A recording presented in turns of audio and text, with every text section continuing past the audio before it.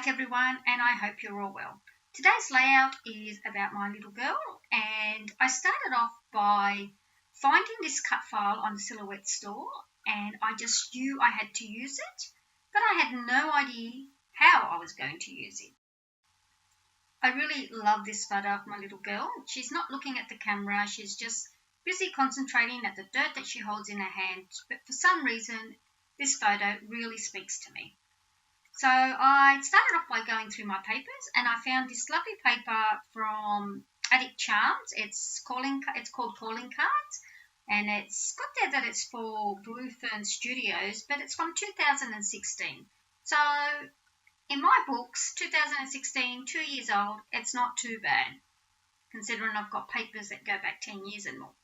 And the other paper I found that I really wanted to use was this one here from Fab Scraps, and I believe it's called Fascination.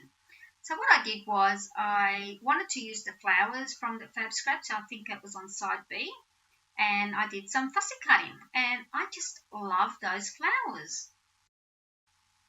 I must admit I did struggle with this layout, but only because I knew I wanted to use this photo, and I knew I wanted to use that cut file. So I guess it took me a while to really try to work out how I was going to put everything into place. So the first thing I did was I decided to mat the photo, and I'm just using the other side of the Fab Scraps paper, Fascination, and I really like how that looks. So of course I decided I have to distress the edges. So I got out my Tim Holtz little distressing tool, and I distressed my edges, and then I inked them with some distress oxides in, you guessed it, Vintage Photo. Seems to be my go-to colour at the moment. As I really want to draw your eye into the photo, I'm going to mat it a second time, and the mats that I'm going to use this time is actually going to be pretty big, only because I want the photo to be the focal point, because I just love this photo. So what I did was I used the Addict Charm paper because it's got that lovely colour of pink in it, and I wanted to bring out more pink as you have the pink in the flowers, and her dress also had these lovely delicate pink flowers on it. So I distressed the edges of my paper, and I'm also going to ink it with some of that Vintage Photo Distress Oxide. Because the photo's got that big blue pot there, and you more or less can't get away from it, I decided I wanted some blue in this layout as well, as I'm working off the colours of the photo. So I did try to use a dark blue or navy blue, but it just didn't work, so I went with this paper, which is a softer blue. And I think I showed you earlier, the paper is from Dream Street's paper. I have no idea how old this is, but it was called Everyday Celebrations Something Blue. So, of course, I'm going to trim it down, and I want to mat it against this pink cardstock. The paper was a bit thin, so I wanted to have something a bit more sturdy behind it, but I did want some pink behind the photo. So at the top and the bottom of the paper, I just trimmed it off about, I think it was about an inch. And I'm just distressing the sides by wetting them a bit and just roughing them up with my finger. I really like the look that comes. It sort of curls it up and makes it look like curled old paper, if that makes any sense. And yeah, then I just distress it. And of course, I am going to be inking it with the Distress Oxides in, yes, that's right, Vintage Photo. Earlier on, you would have seen me go through my collection of ribbons, and I settled on this lovely sort of antique beigey coloured ribbon, which I just thought added, something really dainty and sweet to the layout. So I went with it, and I'm just using double-sided tape to adhere it to the paper, and I'm just tucking it underneath the blue paper so that it sort of looks like you've got lace all down the bottom, and I really like how this turned out. At this point, I have forgotten all about my cut file because I've just been going with the papers, and I find my cut file on my table and I go, oh yes, that was the inspiration for this whole layout. So I bring it back in, and I have no idea what I'm going to do with it. So I bring out some of my watercolours. The watercolours that I'm using here are from my daughter's stash. They're actually the ones from Aldi.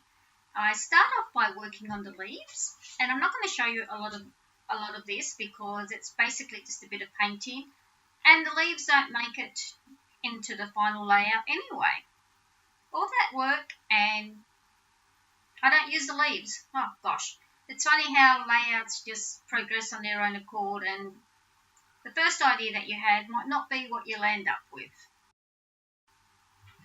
This butterfly drove me nuts. It took me a lot of layers, for lack of a better word, to get this butterfly to the point where I can honestly say I love it. So originally I started off with the watercolors from Aldi, and I didn't really like that. And now you just see me using the Colour Blasts shimmer cubes, and I think I used blush there. And yes, I did like the shine and the shimmer that it gave to it, but for some reason it wasn't doing it for me, so I decided to pull out my Distress crayons, and I'm using Plum Sugar here. And this is where I think, no, still not working for me, so I put the butterfly aside and continued to work on other areas of the layout.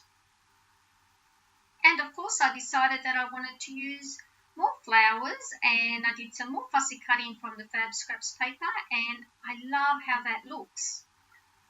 I've now decided I'm going to do some mixed media here, so I'm going to put some gesso down to tone down the blue of that paper, and I start off with this makeup sponge, then I use my fingers. I'm all over the place with this gesso, but I like the end product, so it was worth all the indecision. And I'm going to go in and do some packaging technique, and I'm using the Heidi Swap Colour Shine in the colour pink. I've now decided that I want to add more texture to this layout, so I'm just going to use some modelling paste and this lovely stencil from Tim Holtz, and it's just got like little polka dots, or I don't know, I just love this stencil. It's added so much dimension to this layout. Look at that. I absolutely love that. My butterfly is back, and as you can see, I've chopped off all the leaves. So here I am, I'm using the Starlight metallic paint, and this one is called Dried Rose, and I absolutely love this metallic paint. This black is also from the same paint as the pink one. It's a Starlights one, and it's also a metallic paint, and I'm just using it to paint the top of the butterfly there. This butterfly is finally starting to take shape. Now what you see me sprinkling on my butterfly is a product called Sparkly Fluff. And I've got no idea where that came from, but it's been in my stash, and I think this is the first time I've ever used it. I applied another layer of the Dried Rose metallic paint just because I was having issues getting the Sparkly Fluff to stick to it. So by adding another layer and then of paint, I then added another layer of the Sparkly Fluff. And then I went, ooh, I found the Bo Bunny glitter paste in my drawer, and I went, yes, I'll add that. And it just gave it that shine that the butterfly needed, and I absolutely love it. So now it's time to adhere everything down. Just adhering my fussy cut flowers down with some wet glue that's in my fine line bottle. And then I will be backing the butterfly with some of the Fab Scraps paper. I believe it was called Fascination. And then I will mount it using some foam tape. Gosh, I went blank then. Foam tape, just to give it some dimension.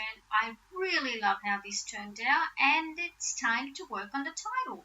So I've got these Amy Tangarine rubber words, and I've decided that the title is just going to be called Sweet. And then I found these Kaisercraft rub-ons, and it's just called Girls, and I absolutely love the sentiment that was there, and I decided to use that. And it just says, little girls like butterflies need no excuse. So after struggling with this layout, I love the end product. Here are some close-ups. Thank you so much for watching, and a big thank you to all my new subscribers. I really appreciate all the love I've been getting lately, and thank you all so much for your comments, for everything. Take care. Till my next video, I hope you all stay well. Bye now.